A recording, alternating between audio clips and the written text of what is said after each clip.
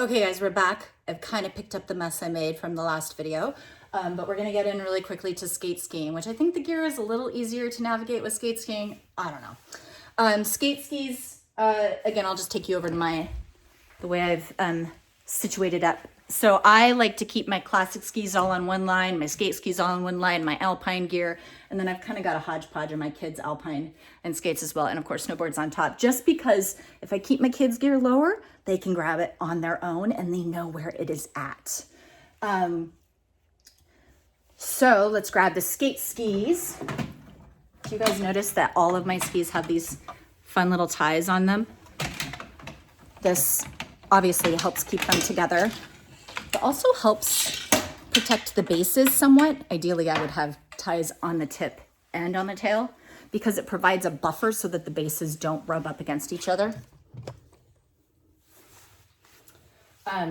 The other fun kind of inside Nordic thing is that when you go to races, if any of your kiddos are going to be doing the Besh Cups, ski ties get taken off and usually thrown into a pile, and you bring home someone else's ski ties. So what's really fun is to write your name on your ski ties or write like a fun little message because you know that someone is going to get that ski tie. I still have ski ties from kids that I coached 10 years ago. It's so fun. Okay, skate skis are shorter than classic skis.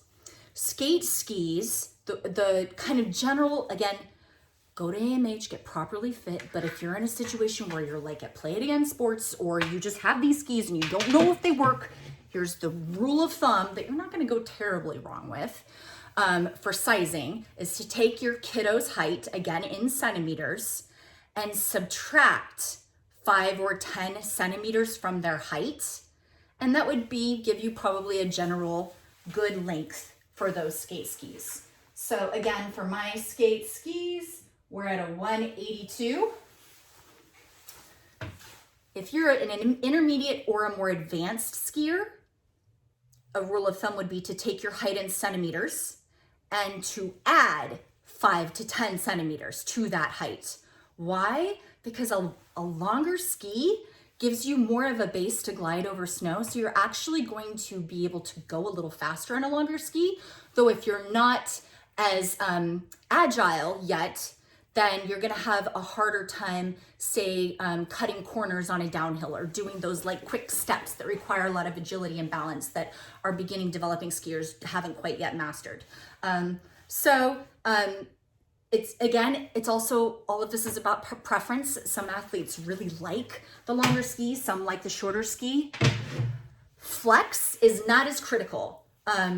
Flex is very critical with skate skiing actually, but flex is not gonna, the flex in a skate ski isn't necessarily gonna do something like glue you to the snow. For example, if you had a classic ski that was too soft and you're always compressing that wax down onto the snow, because we don't put any kick wax on our skate skis.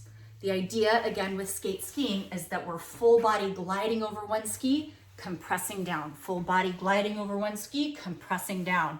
So you don't need any friction on the bottom of the ski in which to propel your body weight forward. I don't know where I was going with that. I'm sure I was going somewhere logical though, right? Let's move on to poles.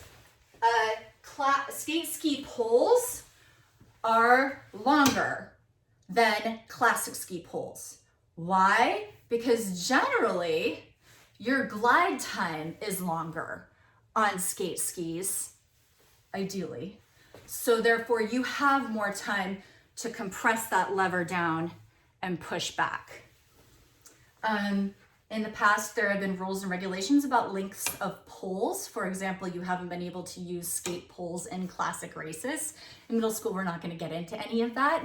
But a general rule of thumb for sizing the skate ski pole is around your mouth, between your mouth, nose. I think some people say chin to ear, anywhere in that region for the athlete. If you're buying brand new poles, it does not hurt to buy them too long because you can always cut them down, right? So if you see a stellar deal for poles that are way too long, grab them if they're on sale because you can cut those suckers down. As your athlete is kind of figuring out what works, what doesn't work, always err for cutting them a little less than you normally would, because again, you can always cut them even more, if that makes any sense.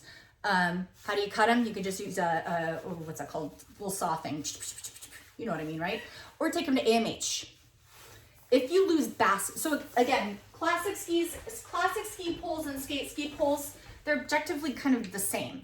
All that's different is the size compared to the athlete. I don't know that I'm sure there is some fancy, elite, expensive pole that's just made for classic skiing, but I sure as heck don't own any of those. And you don't need to at this point either. We've already covered the skate ski boot. Remember that the boot needs to have more, fits more like a high top. It needs more compression around the ankle. It used to be that, let's see if I have any S&S or pilot bindings. I don't think I do. It used to be that there were two types of binding systems on every ski and every boot. There was either an S&S or an N&N, and neither of the two shall meet. So if you had an S&S boot and an N&N ski, you would not be able to connect to them. They have since moved towards a universal binding, and my understanding is that if you have this universal binding, it doesn't matter if you have an N&N boot or an S&S boot, it'll be able to clip and adapt with the ski. I think that's correct. I don't know. Skiing changes so fast, you guys. The important thing when trying to decide about what kind of binding, what kind of, what should I get? Find your boot first. Find the boot that's comfortable. What did I step in? Gross. Find the boot that's comfortable, because that's going to make all the difference. Then you find the binding that works with that boot. Thinking through if I've missed anything with skate skiing. I don't think so. Okay, we're moving on.